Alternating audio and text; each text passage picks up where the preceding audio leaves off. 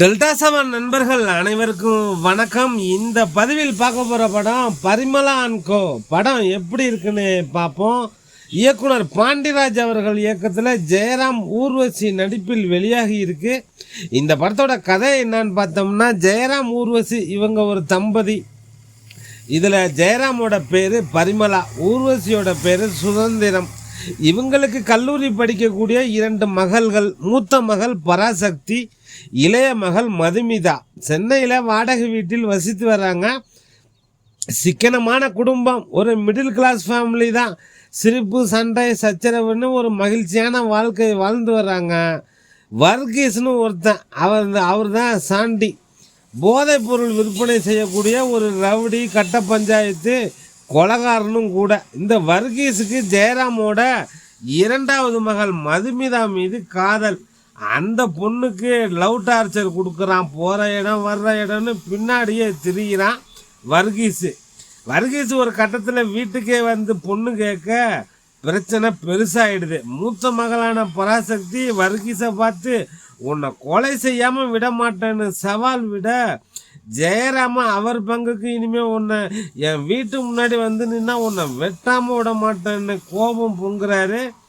ஊர்வசி சும்மாவா, அவங்களும் உன்னை கொன்று புதப்பண்டா, என் பொண்ணுக்கிட்ட சில்மிசம் பண்ணினா அப்படின்னு சொல்ல, இதில் மூத்த மகள் ஒருபடி மேலே போய் வர்கீஸை போட்டு வெளுத்தெடுக்க, உடனே இந்த கோவப்பட்ட வர்கீஸு மூத்த பொண்ணை பார்த்து உன் மூஞ்சியில் ஆசிட் அடித்து உன் தங்கச்சியை கல்யாணம் பண்ணியே தீருவேன்னு சவால் விட்டுட்டு போயிடுறான். இப்போ இந்த குடும்பமே சேர்ந்து பிளான் பண்ணுறாங்க, பேசாமல் போலீஸில் கம்ப்ளைண்ட் கொடுக்கலான்னு.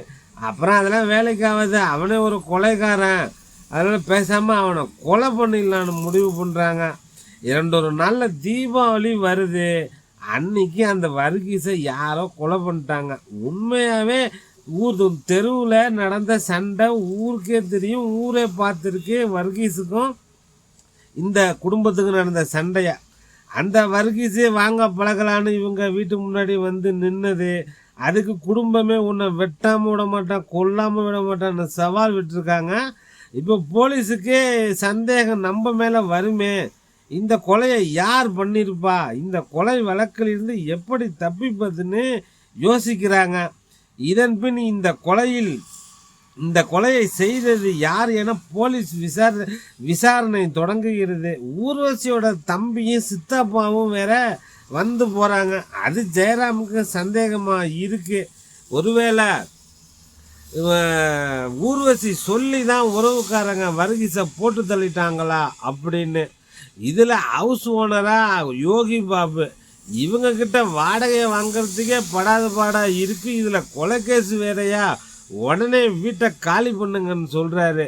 பரிமளா வீட்டில் உள்ள ஒருவர் தான் கொலை செய்தார்களா அல்லது வேறு யாராவது கொலை செய்தார்களா, எதற்காக கொலை செய்தார்கள், கொலையின் பின்னணி என்ன என்பதே மீதி கதை. அந்த வர்கீஸு ஊர் முழுவதும் உரண்டை இழுத்து வச்சிருக்கான். ஏகப்பட்ட எதிரிகள், கஞ்சா கொகைன் கடத்தல் வேற. போலீஸ் இன்ஸ்பெக்டரான மிஸ்கின்னு பல கோணத்தில் விசாரித்து ஒரு வழியாக கொலைகாரனை கண்டுபிடிக்கிறாரு. யார் கொலை செஞ்சாங்கிறது தான் பெரிய ட்விஸ்ட்டு.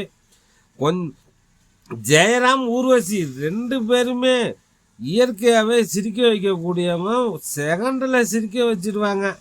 இவங்களோட டைமிங்லாம் வேறு லெவல் காமெடி தான். படத்தில் காமெடி அதகலந்தான். படத்தோட ஆரம்பம் முதல் இறுதி வரை ஜெயராம் ஊர்வசி எப்போல்லாம் திரையில் வருகிறார்களோ அப்போல்லாம் திரையில் சிரிப்பலை தான். இவர்களுடைய மகள்களாக சஞ்சனா, அனந்திகா இருவரும் நல்லாவே நடிச்சிருக்காங்க. அடுத்ததாக ஸ்கோர் செய்வது என்றால் மிஸ்கின், சாண்டி தான். ஒருபுறம் போலீஸாக மிஸ்கின் மிரட்ட, கஞ்சா விற்பனை செய்யும் ரவுடியாக சாண்டி. இருவரும் தங்களுக்கு கொடுத்த கதாபாத்திரத்தை கச்சிதமாக செஞ்சுருக்காங்க. டைரக்ஷன் இயக்குனர் பாண்டிராஜ் ஒரு காமெடி கிரைம் த்ரில்லர் மூவியாக கொடுக்க முயற்சி பண்ணியிருக்காரு. யோகி பாபு, சந்தோஷ், சோபன், சிங்கம்புலி, பகவதி என அனைவருக்கும் முக்கியத்துவம் கொடுத்திருக்காரு இயக்குனர் பாண்டிராஜ். கதாபாத்திரங்களுக்கு பெயர் வைத்ததே இப்படத்தில் ஹைலைட்டு. ஜெயராமுக்கு பரிமளா, ஊர்வசிக்கு சுதந்திரம், யோகி பாபுக்கு உயிர் உலகு, மூத்த மகளுக்கு பராசக்தி என நன்றாகவே கதாபாத்திரங்களுக்கு பெயர் வைத்துள்ளார் இயக்குனர். பரிமளா அண்ட் கோ முதல் பாதி காமெடியாக வேகமாக நகர்ந்தாலும் இரண்டாம் பாதி ஸ்லோவாக தான் போகுது. ஜவ்வா இழுத்துட்டாங்க. படத்தில் கதாபாத்திரங்களுக்கு இடையே இருக்கும் அந்த பயம் கலந்த பரபரப்பு ரசிகர்களான நமக்கு கடத்தப்படவில்லை. படத்தோடு நம்மால் ஒன்று போக முடியவில்லை.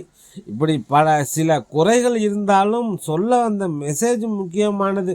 போதை பழக்கத்தால் சீரழிந்து போகும் இளைய சமுதாயம் குறித்து படம் பேசியிருக்கு. ஒரு காமெடி கிரைம் த்ரில்லர் மூவி தான். பார்க்கணும்னு நினைக்கிறவங்க பாருங்கள். டெல்டா 7 நண்பர்களுக்கு நன்றிகள் பல.